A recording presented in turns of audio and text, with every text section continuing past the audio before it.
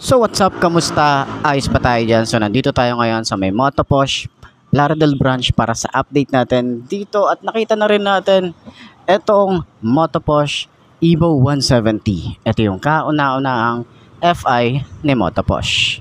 Pero umpisa na nga natin, ano bang meron dito sa motorcycle na to at bakit siya sulit ngayong 2024. Ay, ayos na ayos siya.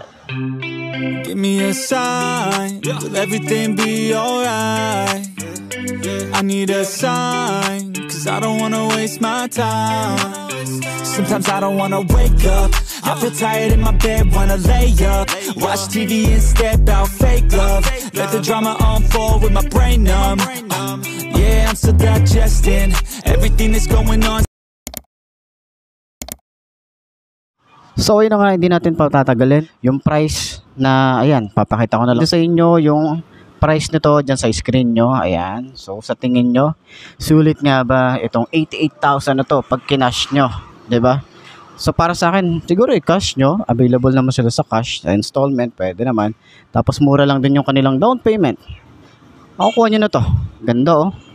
Pisa na nga natin yung ating walk around review para dito sa Evo 170. Ayos. Para sa kanyang front view, kita natin dito, napaka-aggressive. May mga patulis tayong design dito. Combination nga pala to ng matte and glossy. Ito, ganda ng texture nung pagka-black na ito. O yung plastic na ginamit dito, ang ganda ng texture. Kagandahan din dito, meron tayo ritong brake lock, safety features. Ayos yun, Motoposh. Points tayo rito. Meron tayong brake lock para dito. Ayan. Pagbaba natin, meron din tayo rito maliit na windshield. Kulay glossy black naman yan. Ayan. So, open part ba to? O, meron din siya mga maliliit na details dito sa bandang harap. Ayan. So, yung kanyang signal light dito sa bandang taas and then yung park light niya, LED na rin yan. So, kagandahan, halos lahat ng ilaw na ito ay LED na. And then, napansin din natin, ito palang ilaw na nandito is diretso rin siya. Isang ilaw siya. Okay? And then yung ating headlight is naka-LED na rin yan. So, split type din yan. Maangas, aggressive, talagang brusco. Kung titingnan, head turner, yung mga ganitong motorcycle. So, meron din tayo rito mga patulis. Ayan, pansin naman natin dito. Tsaka kakaiba tong texture ng kanyang plastic dito. So, pagbaba natin dito, meron tayo ritong telescopic fork. Ganda rin ng forks niya. Maganda rin yung kanyang fender. Sa front fender niya, maganda rin yung plastic. Combination din ng glossy and matte. Ayan, medyo maliit lang yung kanyang extension. And then, combi brake na nga rin pala to. So, sa iba kasi hindi. Hindi pa siya combi brake. Pero at least ito, combi brake na, diba? So, naka-mugs tayo rito. Maganda rin. Tubeless na rin yung kanyang tires. Tapos, Kerrystone yung kanyang brand ng tires dito. So, ang size natin, 90 by 80 by 14. Ayan. So, naka-single disc brake tayo rito. Malaki din yung disc. Meron tayo rito ang single pot caliper. Tapos, safe naman yung ating mga wire dito. Meron tayong bracket dito na metal. Dito sa side, makikita natin yung ating Motoposh na emblem. Ayan. Kita nyo naman to, diba? Oh, panis. Napaka-minimalist lang ng kanyang design. Halos wala tayo ritong makikita na decals. Talagang nakaka-premium yung mga ganitong motorcycle, yung mga wala masyadong decals. Then dito naman sa side na to, makikita natin, meron din tayong parang scratch resistance yung datingan niya. And then maganda talaga yung texture, matte finish naman siya. And kita mo yung mga kanto, yung design dito. Yan, ganyan siya ka-aggressive. So, nandito yung battery sa ating gulay board. Malawak din siya. Kung meron tayong mga pinamili, pwede tayong maglagay dyan ng mga gamit. Pwede natin lagay dyan. So, meron din tayong utility hook or helmet hook. Then, meron tayong side pocket. Meron din tayong side pocket dito. And then, meron tayo rito ang USB charging port para sa mga mahabang biyahe natin, pwede tayo mag-charge dyan. Okay? So, nakakilas na nga rin pala ang isang to. And then, dito na rin binubuksan ay yung fuel niya or seat. Ayan. So, pakita natin yung ating susi or yung key. Ganyan yung datingan niya. Ayan, meron tayo ritong answer back. Ayan. So, hindi natin maano kasi hindi naman siya naka-activate eh. Pero meron siyang secret key. Ayan, press nyo lang to.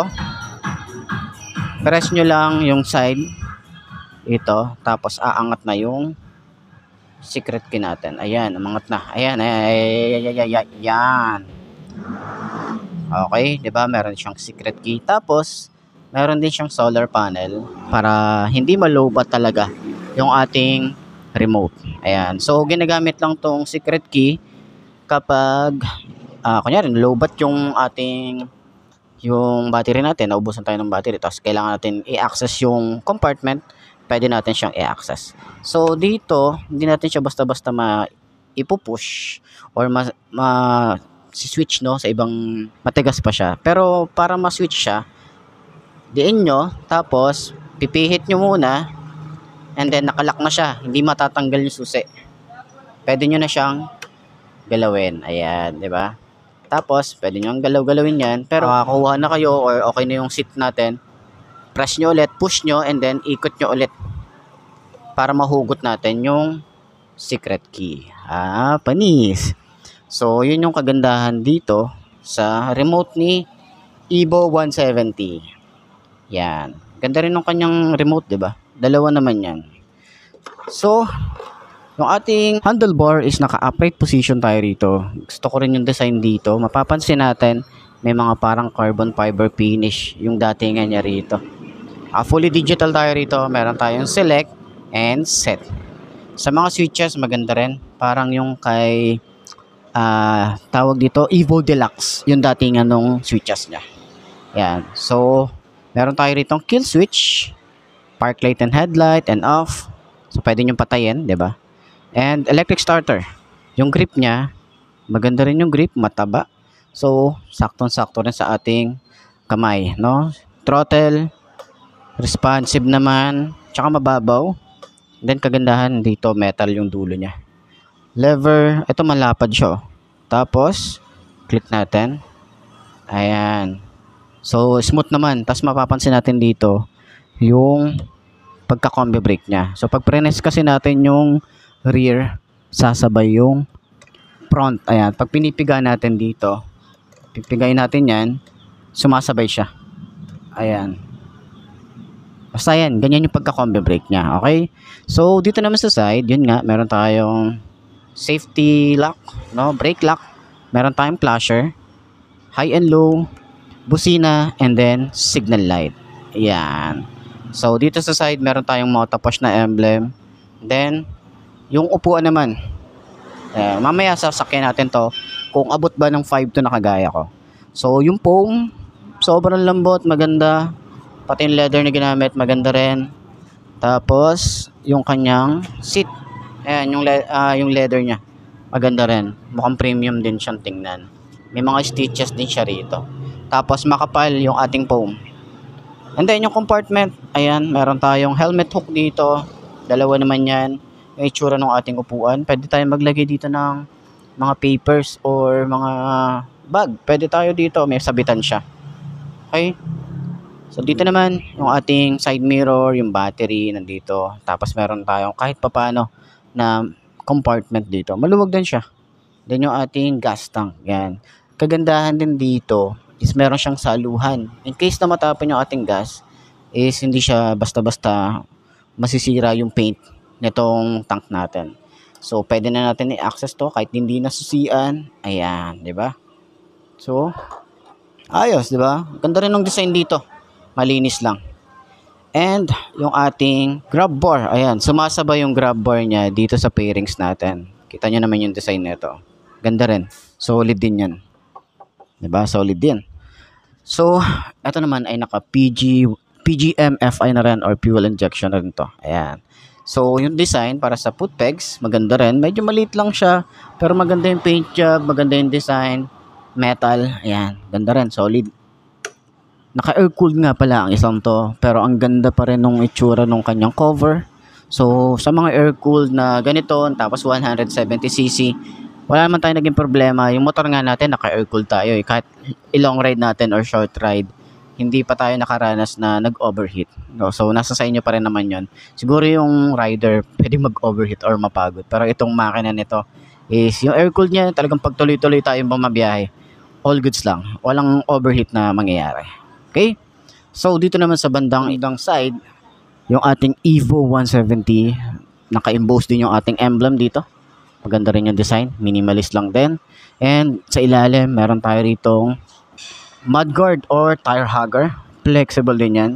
Meron din tayong pangharang dito para sa talsik ng putek. And meron din tayo ritong swing arm. Ayan, maganda rin yung paint job niya. Maganda yung texture, glossy. And then yung ating muffler, stylish. Bulky din siyang tingnan. So para din siyang carbon fiber finish dito. Mas maganda rin yung dulo niya. Single exit naman tayo rito. At naka-drum brake tayo rito sa likod. At yung size dito is 180 by 14. Ayan. So sa taillight, naka-LED na rin. Tapos unique style din siya. Kakaiba din yung datingan na ito.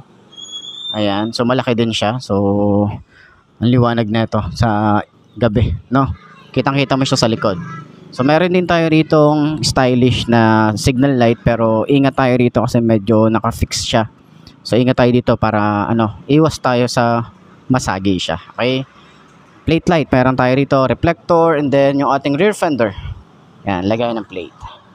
So napansin din natin dito sa CVT niya is wala tong kickstart. So monitor natin yung ating battery in case na matagal na tayong bumabiyahe or medyo taon na, 'di ba? So monitor natin kasi nga wala siyang kickstart. Ayan. Pero ang ganda ng itsura ng ating CVT, yung filter, napaka-bulky niyang tingnan. So naka-monoshock din tayo rito at hindi siya adjustable. Okay? So ayan, kagandahan din dito, meron din tayo ritong side stand kill switch para sa safety features ng mga rider natin. Yan. So sakyan naman natin itong motorcycle na to. Kung abot ba ng 5'2", nakagaya ko yung ganitong motorcycle. Ayos na ayos yan.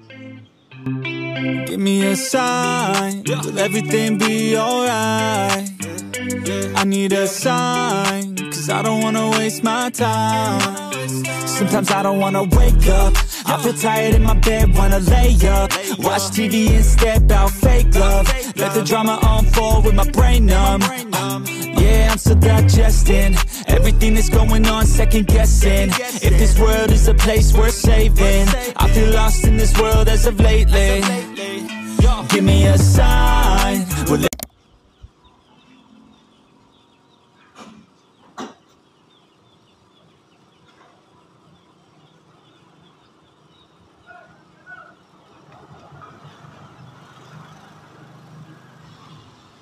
So yun nga, para sa 5'2" na kagaya ko, abot natin siya. Magaan yung motor kapag tinayo na natin. Nagandahan ako agad dito sa shock niya, sa likod, tapos sa harap.